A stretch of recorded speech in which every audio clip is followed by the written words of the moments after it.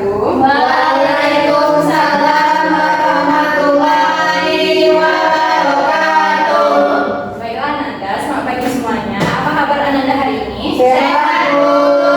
Semoga kita semua dalam keadaan sehat dan semangat ya Ananda. Hari ini kita akan belajar bersama-sama dengan penuh antusias. Baiklah Ananda, pertama-tama Ibu akan mulai dengan mengecek absen. Baik, Bu. Pertama itu Novela Frane, Hadir, Bu. Miftahul Iksel, Hadir, Bu. Rafaela Danesa, Hadir, Bu. Revina Sintiasari, Hadir, Bu. Kamito. Hadir, Bu. Oke, semuanya hadir ya Anda. Jadi pertama-tama kita akan masuk ke materi yaitu unsur kebahasaan artikel.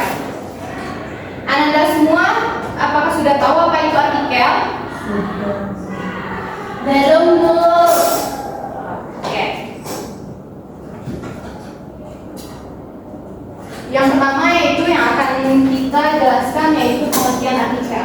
Artikel ini adalah karya tulis yang disusun berdasarkan hasil penelitian atau kajian ilmiah, disampaikan secara sistematis, objektif, dan logis dengan menggunakan bahasa yang baku dan formal. Artikel ini bertujuan untuk menyampaikan informasi keilmuan kepada masyarakat akademik. Selanjutnya yaitu kita juga harus mengetahui apa itu ciri-ciri artikel ilmiah. Ciri-ciri artikel ini yang pertama yaitu biasanya bersifat faktual dan objektif. Yang kedua disusun secara sistematis, misalnya dari awalnya itu ada pendahuluannya, metodenya, hasil dan pembahasan, serta kesimpulan di akhirnya. Yang ketiga yaitu menggunakan data dan referensi yang dapat dipertanggungjawabkan. Jadi di artikel ilmiah ini terdapat apa-apa saja dimasukkan pasti berasal dari sumber yang relevan dan dapat dipertanggungjawabkan. Yang terakhir yaitu ditulis dengan kaidah kebahasaan ilmiah. Oke, yang kedua yaitu ada buku ilmiah.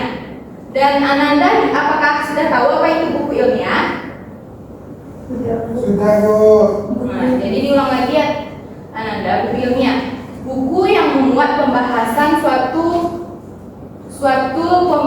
topik secara mendalam berdasarkan kajian keilmuan ditulis oleh pakar atau ahli dalam bidang tertentu. Buku ini digunakan untuk keperluan akademik, riset dan pendidikan. Sama seperti artikel ilmiah tadi untuk keperluan akademik. Tapi dari kedua tadi artikel dan buku tentu ada perbedaan. Yang pertama yaitu panjang tulisan. Di artikel ini ya biasanya panjang tulisannya bisa memuat dari sampai 5 sampai 12 halaman. Sedangkan dalam buku ilmiah itu bisa mencapai 50 halaman bahkan lebih. Yang kedua yaitu tujuan.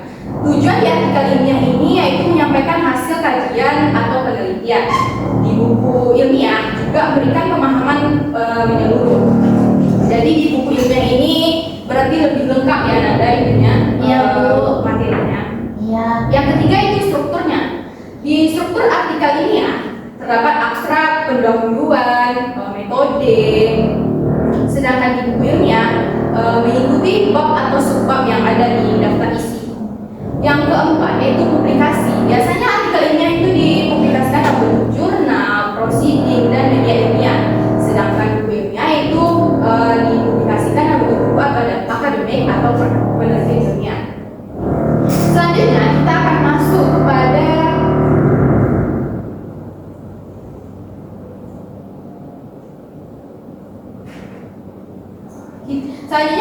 memasuki materi kita pada hari ini yaitu ciri kebahasaan karya ilmiah.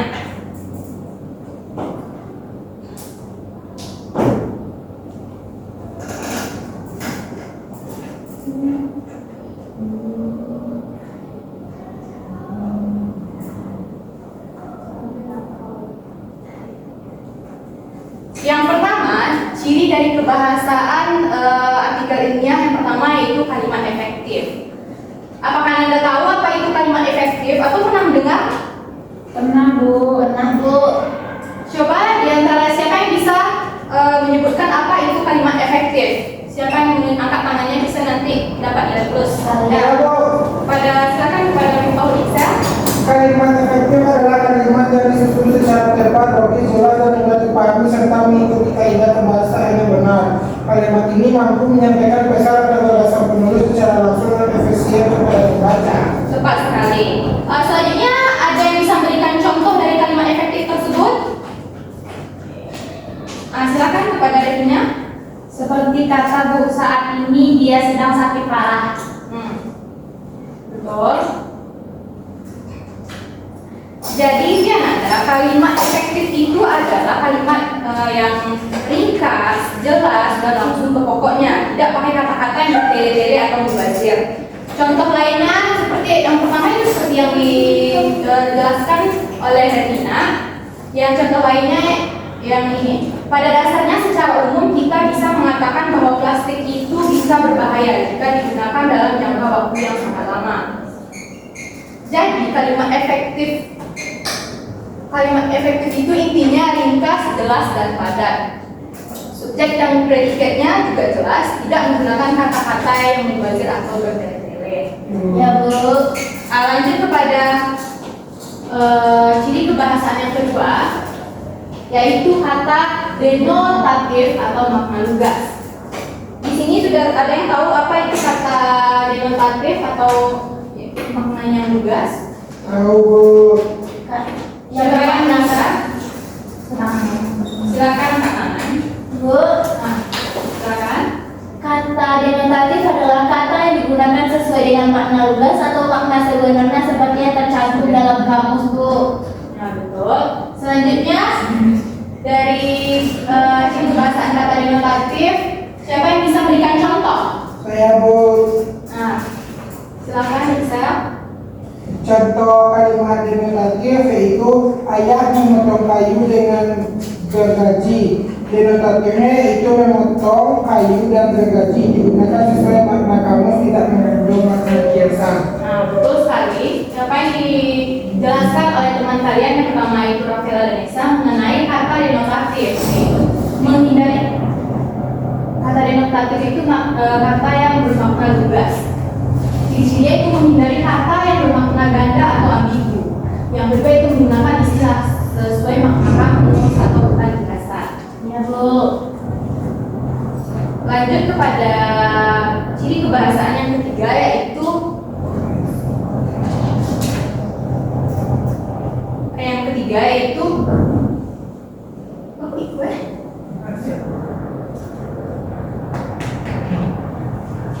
Nomor satu bagaimana? Lanjut kepada ciri kebahasaan yang ketiga, yaitu istilah ilmiah. Oke, Ananda, ada yang bisa menyebutkan apa itu istilah ilmiah? Saya Bu. Oke, sepertinya Excel akan memborong nilai pusat ini ya. Lanjut kepada silakan Kak Excel. Istilah ilmiah adalah kata atau frasa khusus yang digunakan dalam bidang ilmu pengetahuan tertentu untuk menjelaskan konsep, objek, proses atau fenomena secara spesifik, baku dan objektif. Istilah ilmiah biasanya digunakan dalam tulisan akademik, jurnal, buku, dan komunikasi profesional. Ya, betul sekali Excel. Selanjutnya berarti istilah ilmiah itu sering kita gunakan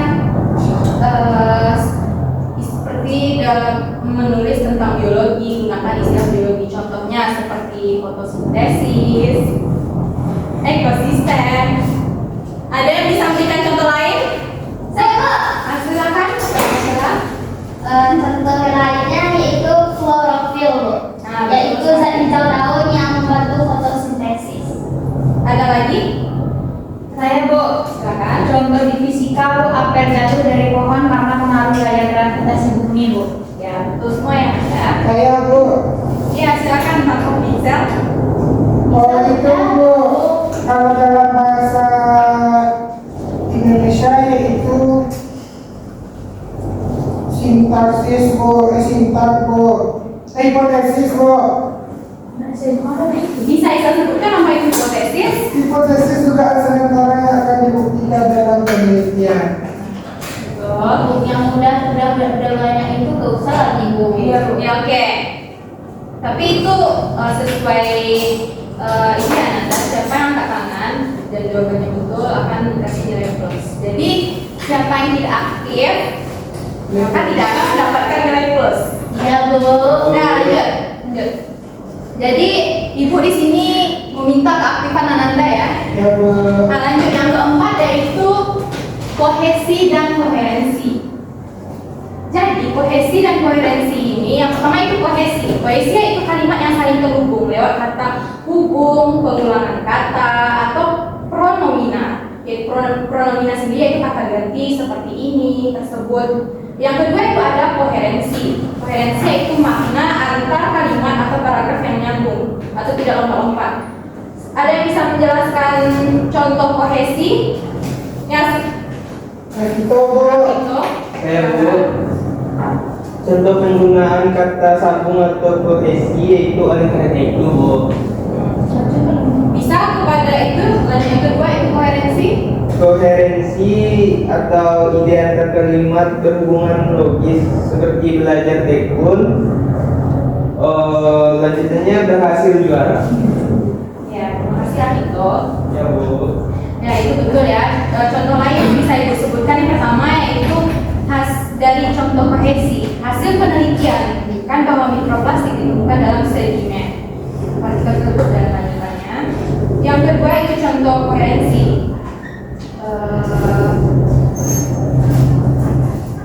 Misalnya paragraf 1 membahas definisi mikroplastik, paragraf 2 membahas dampaknya, paragraf 3 membahas data hasil penelitian dan semuanya tersusun logis. Tanpa kohesi dan koherensi ini dalam artikel ini ya, membuat jika tidak ada kohesi dan koherensi ini dalam artikel ini ya, tentu akan membuat pembaca bingung. Selanjutnya ada konjungsi logis. Ada dalamnya terdapat kausalitas, kronologis.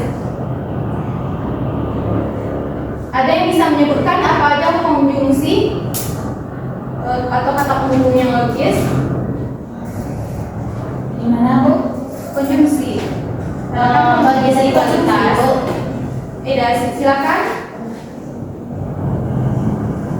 Oleh karena itu Bu, sehingga namun, walaupun, meskipun, ketika, sebab, karena, hingga. Ya, terima kasih Mas Eka. Jawabannya betul. Jadi dalam artikel ini tentu ada kata hubung atau konjungsi logisnya ya. Ya. Misalkan konjungsi kausalitas, konjungsi kronologis. Kata-kata ini akan membuat artikel kita menjadi membuat alur artikel kita lebih jelas. Dan selanjutnya ciri kebahasaan yang selanjutnya yaitu penggunaan ejaan dan tanda baca yang tepat. Jadi penggunaan ejaan dan tanda baca yang tepat ini harus mengikuti pedoman umum ejaan bahasa Indonesia yaitu PUEJ. Dan yang kedua itu menggunakan tanda baca yang sesuai, titik komanya, titik duanya, dan tanda kurung dan lain-lain. Selanjutnya yang terakhir yaitu gaya bahasa yang objektif dan formal. Jadi gaya bahasa yang dituntut dalam artikel ilmiah ini yaitu tidak menggunakan kata ganti orang pertama seperti saya, kami secara subjektif. Tapi kalau misalnya dalam bentuk beda lagi dengan apa yang Anda menurut pakar itu beda lagi. Yang kedua itu tidak emosional dan tidak mengandung opini pribadi yang tidak mendukung data. Baiklah, itulah ciri kebahasaan dari artikel ilmiah. Kita lanjut kepada contoh artikel ilmiah sederhana. Siapa yang ngomongnya siapa? SC jadi parsubi atek. Anjir, banyak nanti.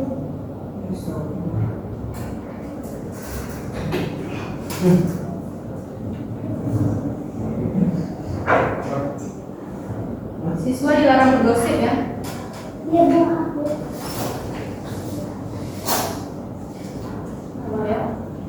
Baiklah, dari sini Ibu akan membagikan LKPD yang mendukung pembelajaran kali ini. Terima kasih Bu.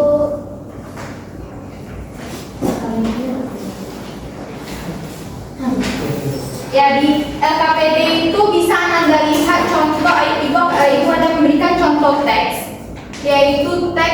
diabetes dan artikel diabetes dan hipertensi pada pasien gigi. Coba dilihat Aksa.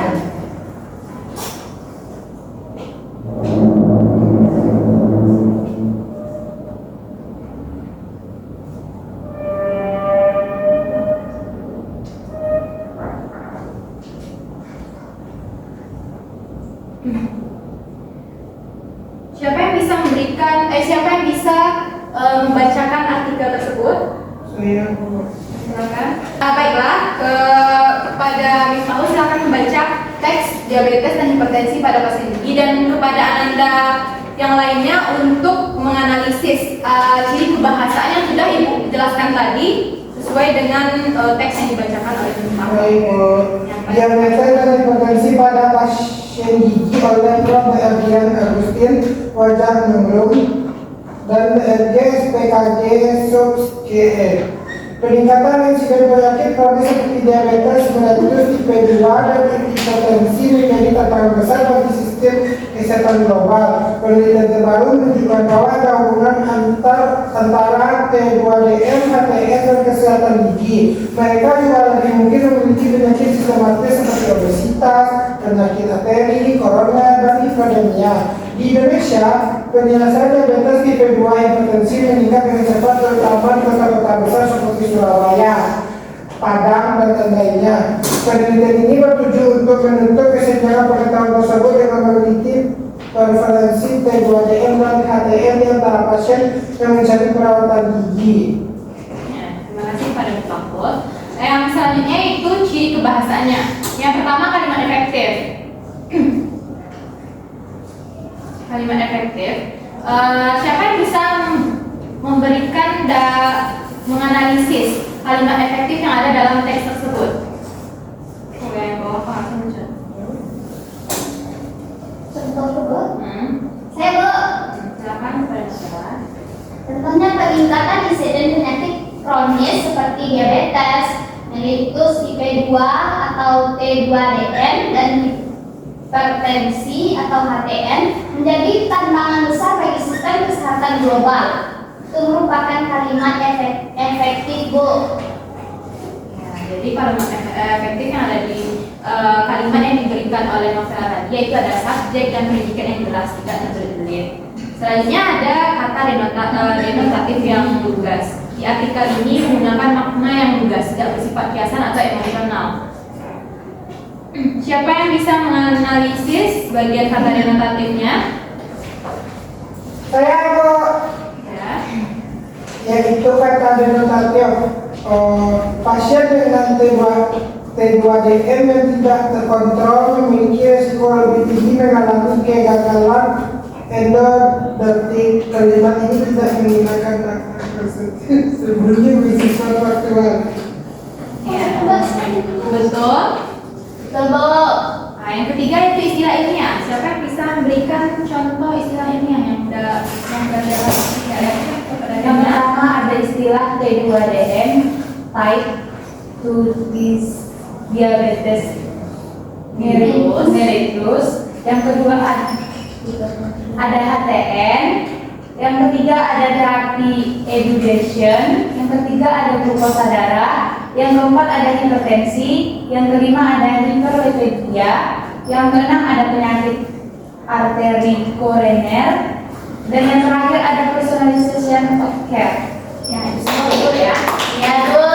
Yang keempat itu adalah kohesi dan koherensi. Jadi di dalam artikel yang sudah Ibu berikan, hubungan antara kalimat dan antara paragraf mengalir dengan logis dan saling mendukung. Ganggu aku Bu. Ananda, tolong didengarkan ya. Ya. Ya, contohnya coba yang bisa menganalisis, coba lagi Rafito. Yang keempat, Rafito, ada kohesi, bahasanya kohesi dan koherensi. Bu Rafito kan matanya tinggal Bu. Baik, siapa yang Nafila? Contohnya ialah penelitian terbaru menunjukkan bahwa ada hubungan erat antara T2DM atau HTN dan kesehatan gigi. Ya, betul. Makasih, Yang Bu. kelima itu konjungsi logis. Siapa yang bisa memberikan yang bisa menganalisis? Revina udah Bu. Kamu juga udah? Aku Bu. Silakan. IPL sudah Bu. Belum. Lagi ya, Bu? Ya. Kondisi logik itu ada kalimat dan tadi Bu, oleh karena itu, tetapi juga berdampak. Tuh, Bu. Selain itu, sehingga dapat meningkatkan juga. Selanjutnya yaitu penggunaan ejaan dan tanda baca yang tepat. Saya Bu. Silakan. Seperti diabetes, mellitus tipe 2, T2DM dan hipertensi atau HTL. Nah, betul. Terakhir, objektivitas dan gaya bahasa yang formal. Siapa yang bisa terakhir? Evina. Nah, kepada Regina. Kalimatnya Bu, penelitian ini bertujuan untuk menutup kesenjangan pengetahuan Bu. Kalimat ini netral dan tidak menyampaikan opini pribadi Bu. Jadi selanjutnya ya Nanda, di LKPD yang sudah Ibu berikan ada latihan menganalisis kebahasan artikel ilmiah. Coba lihat di artikel yang berjudul Ancaman Tersembunyi Mikroplastik bagi Ekosistem Laut. Nah, sudah dilihat semuanya? Sudah. Jadi di sini Ibu akan membagi ke dua kelompok. Jadi ke kelompok yang dibagi yaitu yang pertama Rafaela, Regina, Nova itu kelompok 1 dan yang kedua ada Miftah dan Rafiko itu kelompok 2. Jadi tugas Ananda di dalam diskusi kelompok kali ini yaitu mengutip kalimat dari artikel tersebut lalu dijelaskan apa ciri kebahasannya serta berikan alasannya ya Ananda. Ya Bu. Ada yang ditanyakan dari tugasnya? Bu, kalau untuk presentasi waktunya kayaknya nggak cukup deh Bu. Sudah mau salat Bu. Jadi kan saya dulunya. Emang pakai presentasi Bu? Ya, lanjut ya. Di bawah juga ada judul kesimpulan kelompok. Kerjakan tugasnya dan duduk sesuai dengan kelompoknya. Baik Bu. Ibu kasih waktu 20 menit. Nah, Dah Bu. sudah selesai Nanda? Sudah. Jawabannya ada di grup. Jadi kelompok siapa yang ingin presentasi? Saya Bu. Yaudah Ibu pilih untuk presentasi kali ini yaitu kelompoknya Miftahul dan Rafito. Silakan ke depan.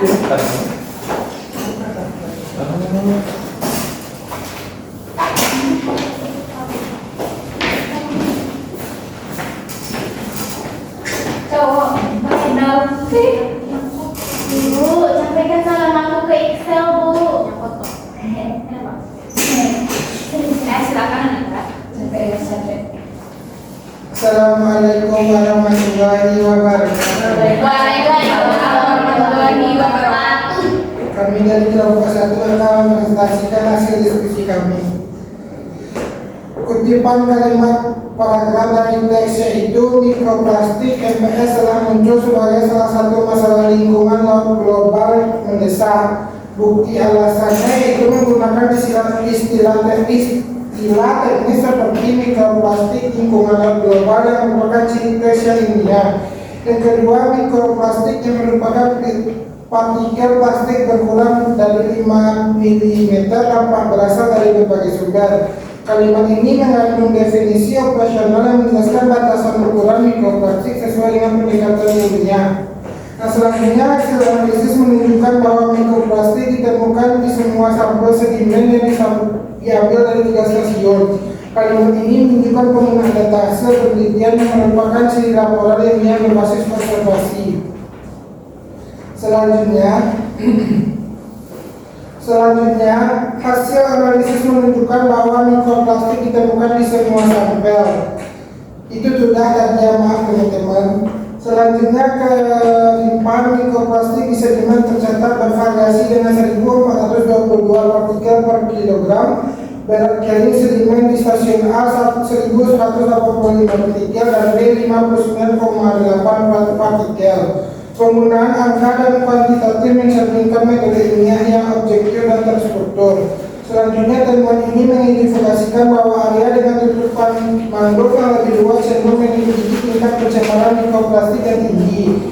Kalimat ini menyatakan hubungan kausalitas korelasi.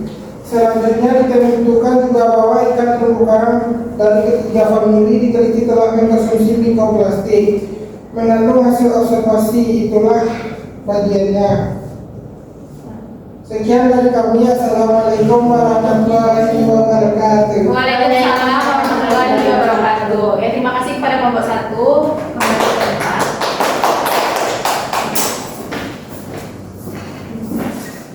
Jawaban yang diberikan oleh kelompok 1 itu semuanya betul ya Ananda. Jadi Ibu harapkan Ananda semua paham dengan apa yang Ibu jelaskan pada hari ini, yaitu mengenai unsur kebahasaan dari artikel ilmiah.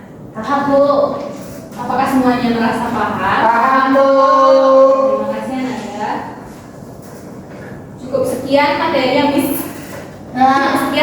bisa Ibu paparkan pada hari ini. Dan untuk selanjutnya, sekian materi pembelajaran pada hari ini, yaitu membahas unsur kebahasaan artikel ilmiah. Nah, jadi kepada ketua kelas untuk disiapkan teman-temannya siap pulang. Siap, Bram. Bersyukur mulai. Selesai. Terima kasih.